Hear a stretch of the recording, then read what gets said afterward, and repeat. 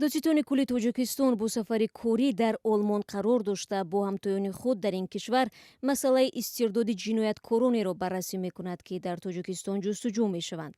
Хадамоти матбуоти Додситони кулли Тоҷикистон бо нашри ин хабар мегӯяд, Юсуф Раҳмон аз рӯзи 27 июл дар Олмон аст ва бо додситонҳои ҷумҳурии федералӣ, шаҳри Дюсселдорф ва дигар ашхоси расмӣ вохӯрдааст.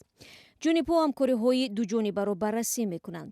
таври маълум, аз соли 2015 ба ин тараф даҳҳо фаъоли сиёсии Тоҷикистон, аз ҷумла сарони ҳизби мамнӯи Наҳзати Исломӣ дар ин кишвар паноҳанда шуданд. онҳо мегӯянд, ки дар пайи фишору таъқиб барои фаъолиятҳои сиёсӣ, хабарнигорӣ ва дидгоҳҳои мазҳабиашон ба тарки Тоҷикистон маҷбур шуданд. ҳамчунин моҳи майи соли ҷорӣ дар Олмон муҳокимаи 5 зодаи Тоҷикистон бо гумони ҳамкорӣ бо гурӯҳи Доиш ва омодагӣ ба анҷоми ҳамлаҳои террористӣ оғоз шудааст.